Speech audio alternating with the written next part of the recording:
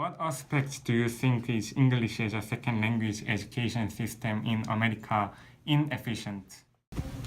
Okay, well, the ESL educational system in the U.S. is it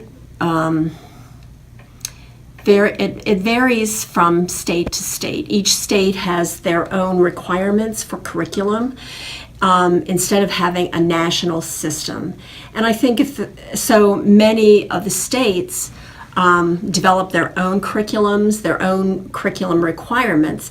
And I think that it's inefficient because the states have to reinvent the wheel each time. They do not have a national system that they can borrow from. And I think in that way it is very inefficient. The U.S. system of education is insufficient because of budget cuts, and it can be improved by more funding. So I feel that the system is inefficient or ineffective because of high-stakes testing and teachers who feel the need to teach to the test and districts who feel that that is the way that real learning happens. And it can be improved by paying teachers what they're due in all schools, whether you're in a nice cozy suburb or inner city, and then trusting them to be the professionals that they are. The people that set our rules aren't educators themselves.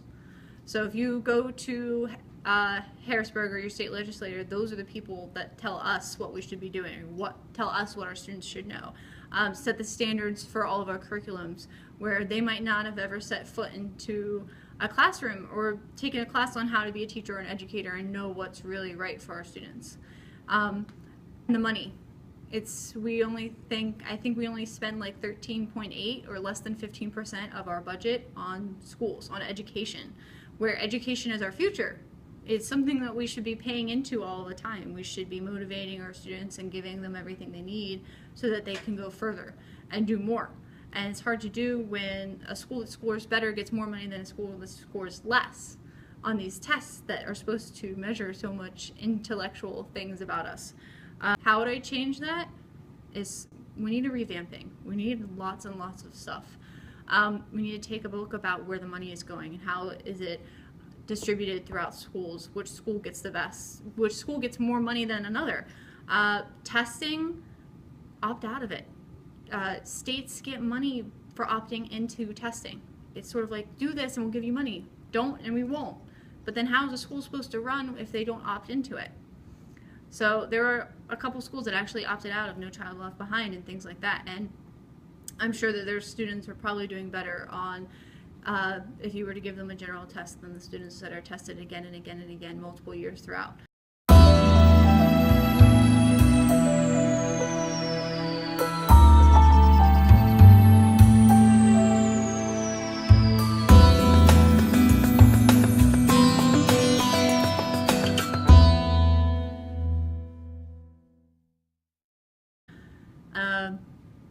I think that teachers need to be held to a higher esteem than what they are right now. In different countries, teachers are equitable to a doctor or a lawyer. They're forced to get a higher education, they're forced to continue their education, and they're held in high esteem because we are shaping the lives of many, many people. Where in America, we have this saying that, oh, if you can't do, then you're going to teach it. Well, I find that offensive because I can do, and I'm going to, by doing it, I'm teaching it. The majority of school-age children do not get enough sleep due to being overbooked with homework and extracurricular activities. This is causing the U.S. system of education to be inefficient. When children are tired, they're not able to perform academically to their highest potential. This can be improved by having later start times and shorter school days.